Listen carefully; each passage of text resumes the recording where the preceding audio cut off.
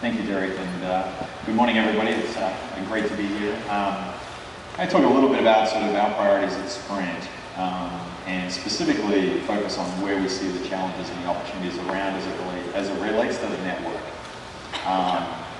Because it's a big problem for the industry. Is when you look at the amount of capacity and the demand for capacity in the data networks and the investment that's required to support the usage. It's certainly outpacing where we see the revenue opportunity today. So we've got to find more efficient ways to move traffic and content around the network. So the focus areas for us as we go through the latter part of this year and early into next year are really around those areas. So from a network perspective, what I would characterize sort of as priorities are around security. And by that, actually, I think the shots are up there. By that I mean sort of really network-based security. There's been a lot of focus on device-level security, but we look at this and look at the amount of traffic that is generated. What we need to do is find a way to sort of manage that and make sure that we're securing the devices, the network appliances, but also the servers, and making sure there's a lot of integrity around that data that moves through the network. So that's one area that we're focused on. The next area, and you talk about cloud, I like to say cloud is sort of cumulus nebulous. There's a lot of talk about cloud, and everybody has their own definition of what that is and what that represents. But one of the things that we see is when you look at sort of cloud-based gaming, there's certainly a growing amount of traffic on the network and requirements for low latency in order to enhance that experience. And you look at sort of the richness of the graphics that is coming, what's enabled by the devices as well as what's enabled by the network. We need to find ways to better support this growth in the traffic on the network and deliver a great experience around that. So to me, this trend is happening. It's more, and this is why I use the word enablement very deliberately. It's, we're not in the business of building games. We're in the business of building the infrastructure that supports that environment. How do we provide the hooks and the tools and the capabilities above the basic carriage layer to make this a better experience for our customers? And the last point around content distribution and management, this is not sort of the CDN model. The CDN model is being pounded to death. This is more around, how do we more efficiently move very rich media and content through the network, regardless of what type of content that is. It could be 4K HD content. It could be, simply user-generated content. It could be multimedia files that are embedded into, different applications. We need to be able to find an efficient way to move that content through and around the network in order to help sort of manage the traffic on the network. But again, with sort of a filter around how do we deliver the best customer experience possible within the context of moving that content. So we're not in the business of, sort of generating the content. We're in the business again of sort of enabling and managing it efficiently through the network. And again, coming back to sort of the original thesis is, we've got this data growing. We've got this capacity need that's in there that's driving a lot of investment in our network. We've got to find a way to better manage that. So they're sort of the focus areas. The theme is fairly consistent across those. It's by no means an exhaustive list. This is just 3 areas that we're focused on right now and very interested in. So with that, and then I'll put a contact here so you can all write down Christina's email. Christine, did you? Yeah. So everyone knows who. So Christina's one of the main business development contacts here in Silicon Valley for Sprint. Exactly. She's a lot easier to get hold of than me. And she's on the team and works very closely with a lot of partners that we have. And what I would say is, just before I hand to Matt, in terms of his perspective, I think what's really important for us is, we see ourselves as an infrastructure provider and really the network that brings it all together. And I like to say, I like watching ads where they show smartphones and how smart smartphones are, but they're really kind of done without the network. It really takes a network to bring all of that together, because really a phone is nothing but a paperweight unless it's got access to the network or the cloud. So, we see ourselves as providing that critical link, but we're looking to enhance the value of that link and that connection within the network to the applications and the content. So that, let me hand it over. Great, for good one. So maybe just first off, an introduction on myself and my organization. So I'm Matt Kerton. I work for Softbank Capital. We're a $500 million, roughly, venture capital firm based here in the U.S. with significant ties back to SoftBank Corp in Japan. They're our principal limited partner. There are a lot of relationships that go back and forth between the two organizations. We are investors, first and foremost. We wear an investor hat every day that we go to work. but we provide a lot of not only capital, but advice and help for companies that we work with to interact with Softbank, to interact with other companies within Softbank's network, such as out of Japan, Alibaba Group, Renren, DB Live in the Asian region. So that's really how we live our lives as investors. Obviously now with Sprint as part of the Softbank umbrella, we are starting to work very closely with the Sprint organization to identify opportunities where we can find portfolio companies of ours, other companies, whether they're in Silicon Valley, elsewhere in the US, Europe, Asia, that might be interesting for Sprint to add some strategic value, differentiation, and really help elevate Sprint's position here in the US. So I'll bring up my couple of areas of interest. So on the left is some of the areas in the mobile space that we are looking to actively invest in over the course of the next several years. Mobile, obviously, given SoftBank Mobile and Sprint connections, tends to be our number one area that we spend in terms of our looking for new investments. On the right, you'll see some of our current portfolio companies in some of these areas. Mobile commerce, I think first and foremost, is an area that we're looking at quite closely right now. Obviously, a lot of commerce is shifting to e-commerce. We look at mobile commerce as not only a natural extension of that, people interacting with their devices, buying things on their tablets, on their handsets, but also transacting in physical stores, physical locations, where we've seen a lot of disruption around people's use of mobile devices for showrooming and other applications that are having a real impact on traditional retail. We're looking for opportunities in the mobile payment space, where in Japan it's actually a lot more established, and bringing concepts from Japan to the US market over time. On the enterprise side, we are looking quite heavily at mobile enterprise as an area of investment for us. There is a clear transition going on from PC era to mobile. And what we saw in other transitions like this historically is that for a while people try to work with existing solutions, shoehorn them into a new platform, but over time people just migrate to natively new platforms. So what we're looking for opportunities that are native mobile applications that sell to mobile workforce. So here you'll see two of our companies, Keychain Logistics, which serves the logistics space, and Fieldlens, which serves contractors, two inherently mobile workforces. But our feeling is that everyone is now inherently mobile to some extent, so there can be more horizontal applications that will serve broadly enterprise class clients across collaboration, across other SaaS applications. So what do those applications look like? How are they secured? How does collaboration evolve? And then finally, connected devices. So our most recent investment out of our growth stage fund was Fitbit. It was a $43 million round that we led about a month or 2 months ago. So we're very bullish on the use of the handset as really a data and connectivity hub for things like smartwatches, fitness bands, things that look more like Google Glass. I mean, it's not the ultimate incarnation, but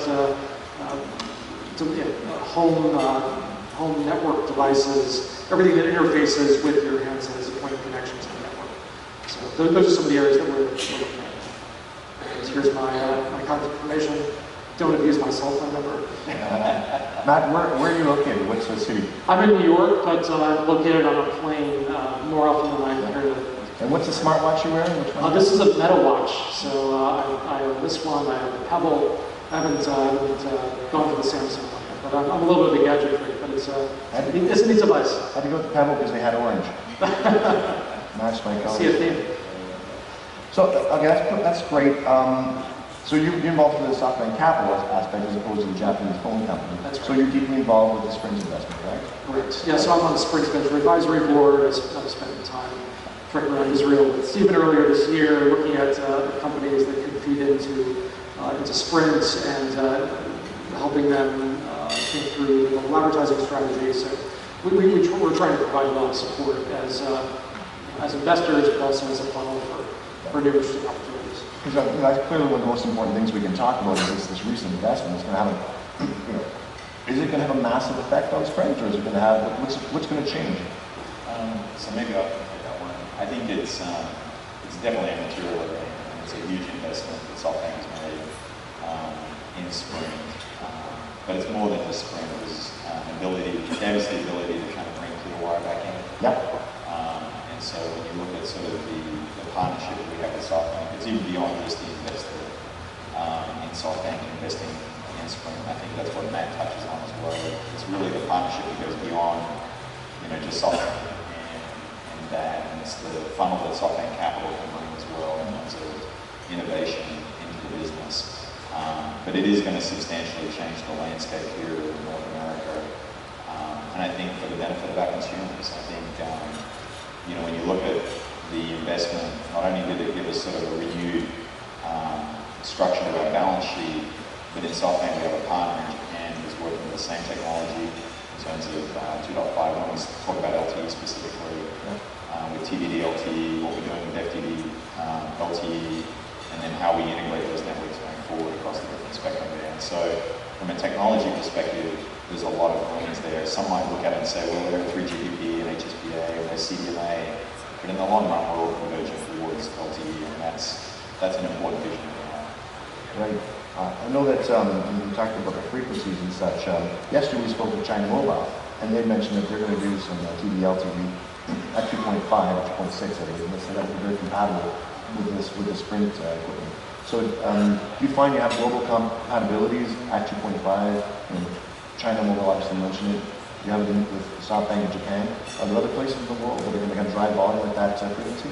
Yeah, I think you're beginning to see more and more of it. I think it's interesting as you look globally around different spectrum bands and plans.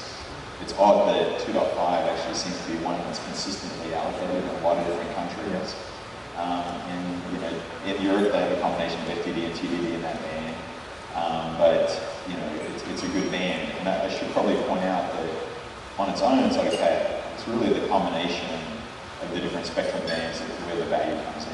For us, we have 800, 1900, and 2.5. It's really 2.5 together with the other two is greater than the sum of the parts. And while I can't speak for SoftBank in Japan, they do have a similar situation between different spectrum bands. They've got low frequency spectrum at 900, you've got mid-band spectrum and also 2.5. It's really having that tool set to say, okay, how do I build coverage at one layer, but have the ability to support capacity. So you can get the broad expanse of the United States with your 800s. Exactly. And then kind of get into the urban areas density. And it's almost like the higher frequencies with the shorter ranges becomes a feature because you don't want yourselves to be too big in the urban area.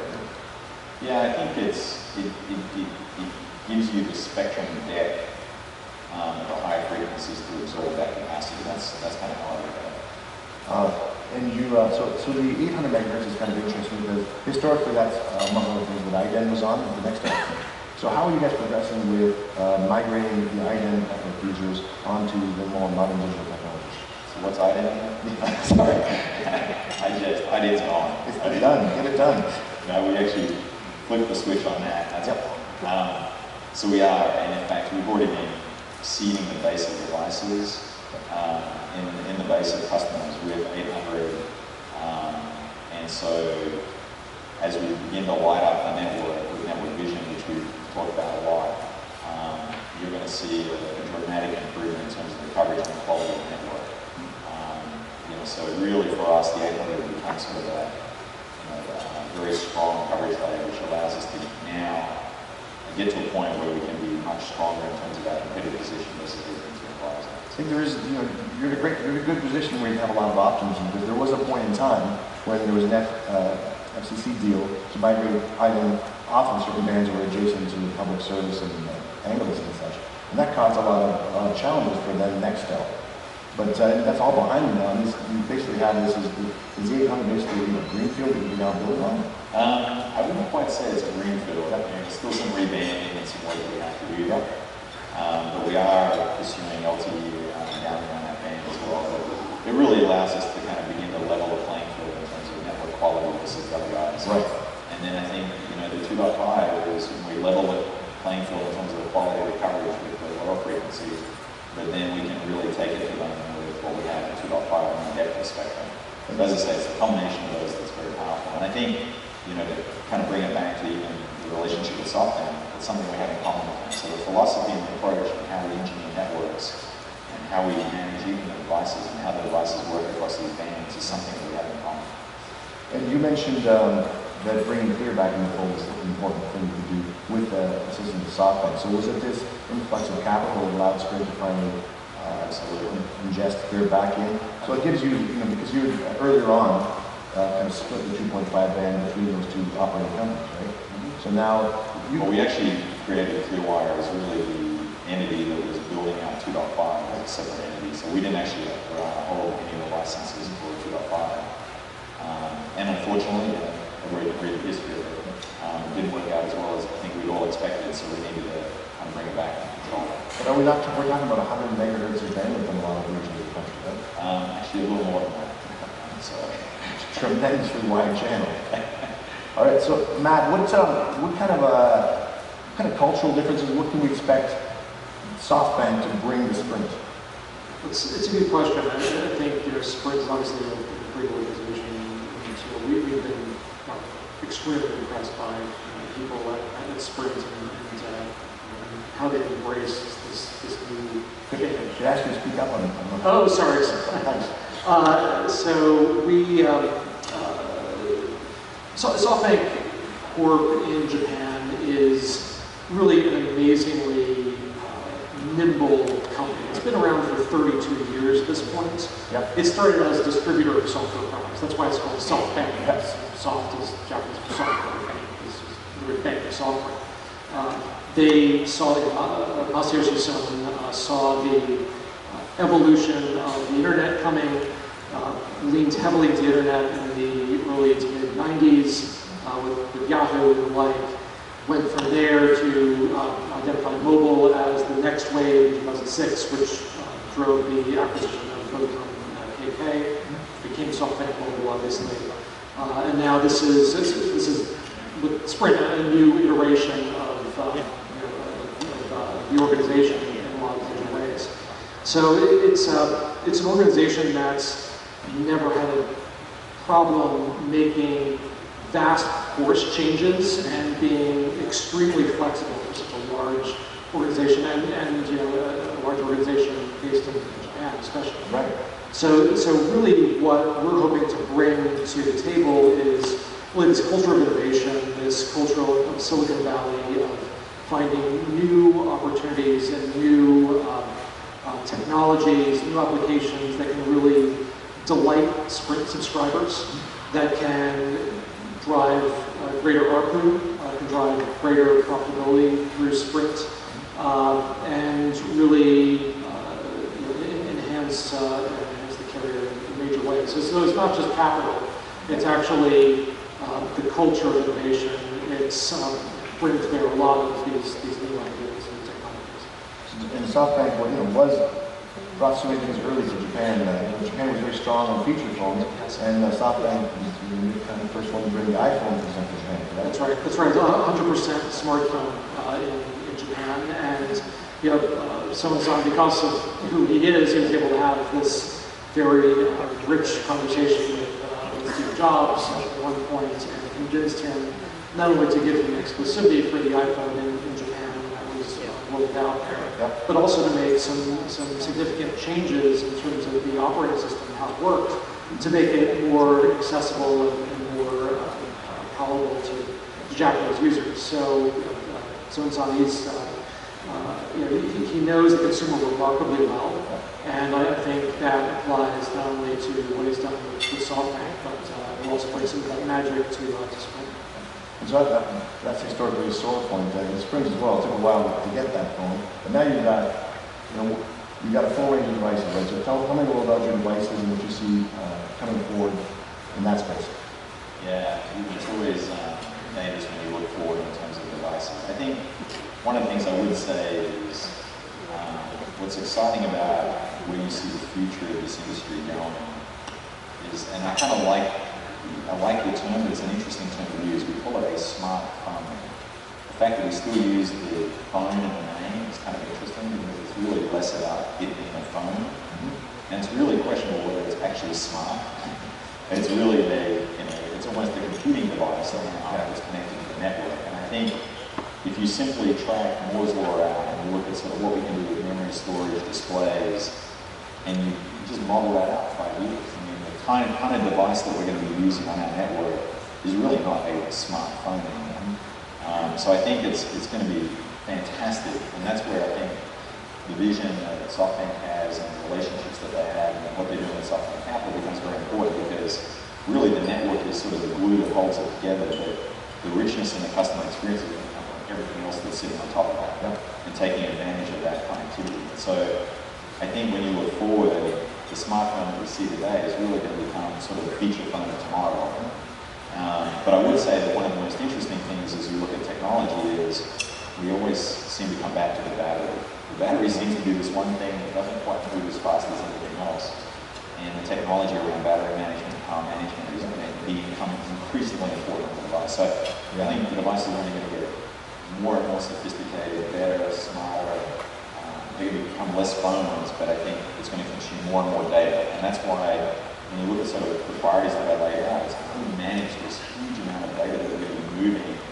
And you look at even the processing capacity that you have in a device and what you're going to have in the future. It's just beyond what we can imagine today. It's fantastic.